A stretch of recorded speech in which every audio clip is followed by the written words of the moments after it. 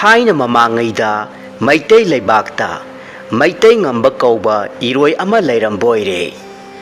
Iroi asina mapukningda mahangna khanjarami. Hakchang phabada ai mangaire.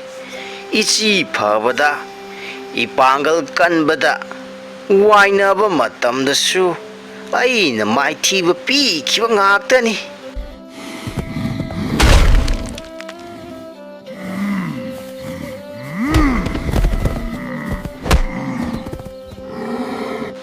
Isang itaw haire phajabada ai mangaire kaino kanamta laite.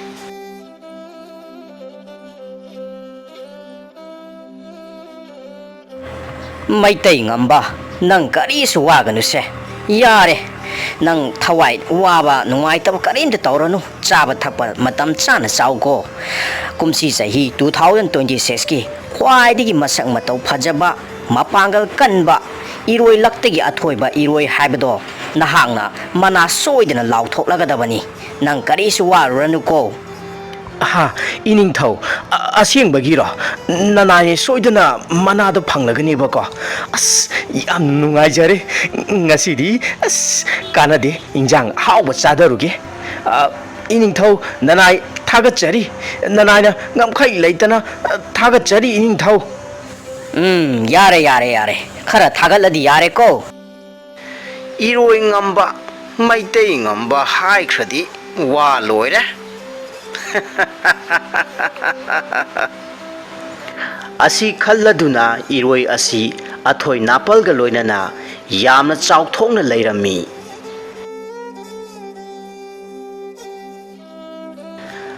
Nongma ayu anganbada Maitay ngamba iroina asumna makhau pongna lauduna chatlami.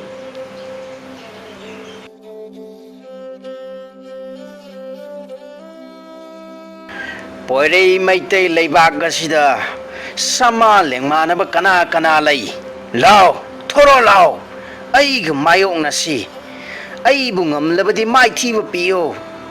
Lao thoro lao kana lay ai lakpada kana gumba thawai panda amatta leitesa.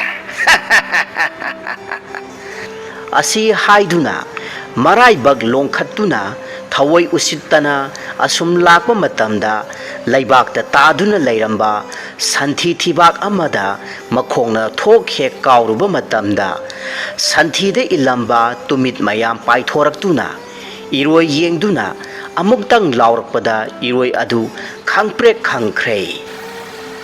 Ai kanaro usittaba sadana migi yum kai lay haibagase karimata udaba namittubu laitingi pandara ha ai khoida hojalache kanuko na thwai machado mangjegedani.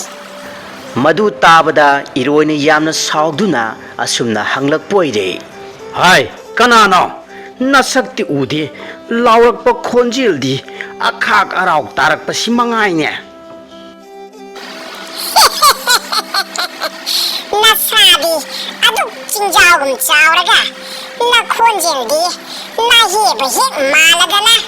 Tumit ki wafam masi tabada masi oire iroi gi asaubi haibado madudagi iroina amuktang lauraklami asumna awai akhum taungnaraduna ngaihak khatnarba matungda khut thoknaraklami. Tumit mayam sing aduna Maitay ngamba iroi tamna sar launa paisilaktuna iroi gi mamit manakong manaton kanagi maningong masa pumnamak tumit ki tumit ngakta ngaikhre. Madudagi Maitay ngamba iroi adu khangpham khangdraduna is tumit mayam sina isa pumba loina yomsilakle ai da kadai da chilaga awaba si kokadage es yadre sidi. Asi hairaduna Maitay ngamba mongsongda songsilli tumit mayin nei isingda songthaduna yengi phawgalakpa matamda tumit mayamna hekta maomi laikhomda layonduna asum khangi madudasu laikhom taidaba mamittuda tumit mayam sing aduna amuk hekta mawomi ꯂꯣꯠꯐꯝ ꯂꯩꯇ꯭ꯔꯗꯨꯅ Meitei ꯉꯝꯕ ꯀꯧꯕ ꯏꯔꯣꯏ ꯑꯗꯨꯅ ꯀꯧꯕ꯭ꯔꯨ ꯆꯤꯡꯗꯣꯜꯗ ꯀꯥꯈꯠꯇꯨꯅ ꯇꯥꯏꯕꯪ ꯁꯦꯝꯕ ꯃꯄꯨꯗ ꯑꯁꯨꯝꯅ ꯍꯥꯏꯖꯈꯤꯕ ꯑꯣꯏꯔꯦ. ꯑꯩ ꯁꯤꯕ ꯇꯥꯔꯦ, ꯁꯤꯕ ꯇꯥꯔꯦ. ꯊꯋꯥꯏ ꯍꯤꯡꯅꯕ ꯆꯦꯜꯍꯧꯔꯒꯦ.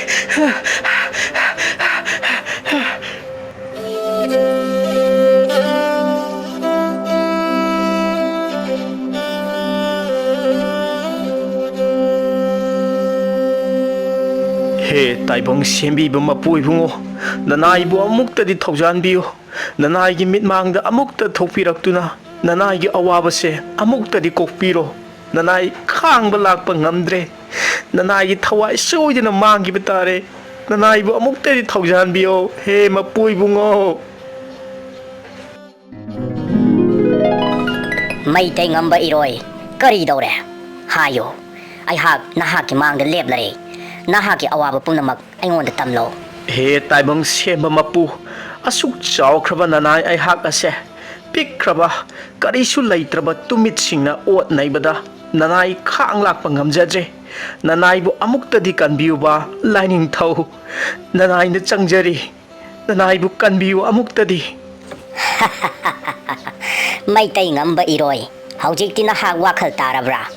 ꯅꯍꯥꯛꯅ ꯉꯝꯃꯤ ꯍꯥꯏꯗꯨꯅ ꯑꯇꯣꯟꯕꯁꯤꯡꯕꯨ ꯇꯨꯍꯠꯄ, ꯅꯄꯥꯡꯒꯜ ꯀꯜꯂꯤ, ꯅꯁꯛ ꯅꯇꯧ ꯐꯖꯩ ꯍꯥꯏꯗꯨꯅ ꯅꯥꯄꯜ ꯇꯧꯈꯤꯕ ꯃꯍꯩꯁꯤꯡ ꯑꯗꯨꯅ ꯍꯧꯖꯤꯛꯇꯤ ꯅꯍꯥꯛ ꯅꯁꯥꯅ ꯅꯁꯥꯕꯨ ꯑꯋꯥꯕ ꯄꯤꯖꯔꯦꯗꯣ. ꯃꯇꯨꯡ ꯇꯥꯔꯛꯄꯗ ꯃꯁꯤꯒꯨꯝꯕ ꯊꯧꯗꯣꯛ ꯑꯁꯦ ꯊꯣꯛꯇꯅꯕ ꯍꯣꯠꯅꯧ. ꯅꯈꯣꯏ ꯑꯅꯤꯃꯛ ꯃꯍꯧꯁꯥꯒꯨꯝꯅ ꯍꯟꯖꯤꯟꯅꯔꯣ. ꯈꯟꯅ ꯆꯩꯅꯕ ꯊꯣꯛꯄ ꯌꯥꯗꯦ. ꯇꯥꯏꯕꯪꯄꯥꯜ ꯑꯁꯤꯗ ꯂꯩꯔꯤꯕ ꯊꯋꯥꯏ ꯄꯥꯟꯕ ꯄꯨꯝꯅꯃꯛ ꯑꯃꯅ ꯑꯃꯕు ꯏꯀꯥꯏ ꯈꯨꯝꯅꯕ, ꯅꯨꯡꯁꯤ ꯆꯥꯟꯅꯅ ꯍꯤꯡꯃꯤꯟꯅꯕ ꯍꯥꯏꯕꯁꯤꯅ ꯂꯦꯡꯐꯗ꯭ꯔꯕ ꯇꯥꯏꯕꯪ ꯁꯦꯝꯕ ꯃꯄꯨ ꯑꯩꯍꯥꯛꯀꯤ ꯈꯨꯗꯣꯜꯅꯤꯗꯣ. ꯑꯁꯨꯝꯅ ꯇꯥꯏꯕꯪ ꯁꯦꯝꯕ ꯃꯄꯨ ꯃꯍꯥꯛꯅ ꯃꯇꯨꯡ ꯃꯅꯥꯎ ꯇꯧꯗꯅꯕ ꯍꯥꯏꯔꯒ ꯇꯨꯃꯤꯠ ꯏꯔꯣꯏ ꯑꯅꯤꯒꯤ ꯈꯠꯅꯕ ꯑꯗꯨ ꯇꯥꯏꯁꯤꯟꯕꯤꯗꯨꯅ ꯃꯇꯨꯡꯗ ꯃꯈꯣꯏ ꯑꯅꯤ ꯆꯥꯟꯅ ꯆꯤꯟꯅꯅ ꯂꯩꯃꯤꯟꯅꯈꯤꯕ ꯑꯣꯏꯔꯦ. ꯅꯥꯄꯜ ꯇꯧꯕꯒ ꯃꯥꯟꯅꯕ ꯐꯠꯇꯕ ꯑꯇꯩ ꯑꯃꯨꯛ ꯂꯩꯇ꯭ꯔꯦ. ꯇꯨꯃꯤꯠꯀꯤ ꯃꯈꯨꯕꯥꯛꯇ ꯅꯥꯄꯜ ꯆꯥꯎꯔꯕ ꯏꯔꯣꯏ ꯃꯥꯏꯊꯤꯕ ꯐꯪꯈꯤ.